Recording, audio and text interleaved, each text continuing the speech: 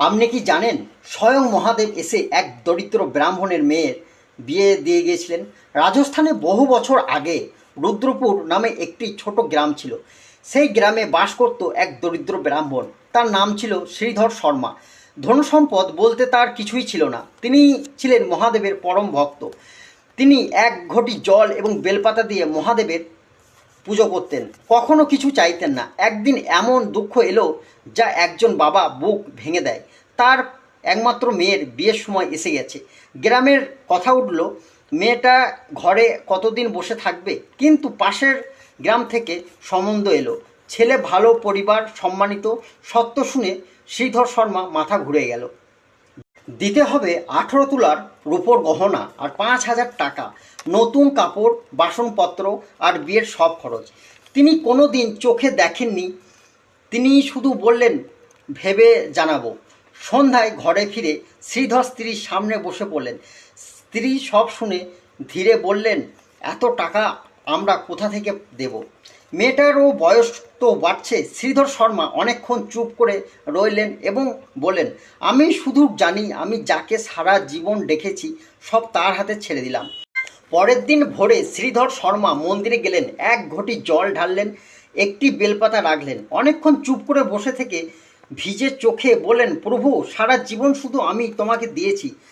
আজ প্রথম তোমার কাছে কিছু চাইছি। আজ আমাকে সাহায্য না করো তাহলে বুঝবো আমার ভক্তির কোনো মূল্য নেই। বিয়ের 2 দিন আগে শ্রীধর শর্মার বাড়িতে এসে বললেন, আমি পথিক, শুনেছি আপনার মেয়ের বিয়ে। আমি এই বিয়েতে সাহায্য করতে চাই। শ্রীধর শর্মা প্রথমে রাজি হননি। সেই মানুষটি শান্ত গলায় বললেন, আপনি মহাদেবের ভক্ত, আমিও মহাদেবের ভক্ত। এক ভক্ত আরেক ভক্তকে সাহায্য করতেই পারে। ভেবে নিন, মহাদেব আমাকে পাঠিয়েছে। শ্রীধর শর্মা আর কিছু বললেন না। এরপর সব কিছু অদ্ভুতভাবে ঠিক হতে লাগলো। যা দরকার সব এসে গেল, যে জায়গায় বাধা ছিল সব সরে গেল।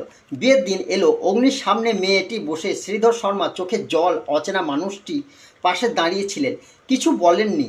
সব জেনে তার ইচ্ছেতেও চলছিল যে বিয়ে শেষ হলো, মেয়েটি বিদায় নিল। শ্রীধর শর্মা কাঁপা গলায় বললেন, আপনার ঋণ আমি শোধ করতে পারবো না। লোকটি মৃদু হেসে বললেন, যে মানুষটি কোনো কিছু না চেয়ে এক ঘটি জল, একটি বেলপাতা দেয়, তার মেয়ের বিয়েতে সাহায্য করা কোনো ঋণ নয়।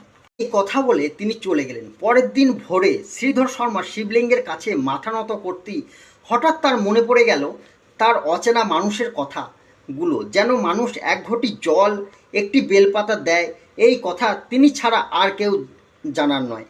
তখন তিনি বুঝতে পারলেন, অতিথি হয়ে যিনি এসেছিলেন তিনি আর কেউ নন, স্বয়ং মহাদেব। এই গল্প শেখায় সত্যিকারের ভক্তি ব্যথা যায় না।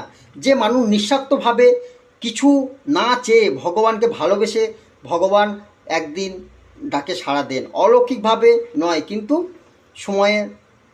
হর হর মহাদেব।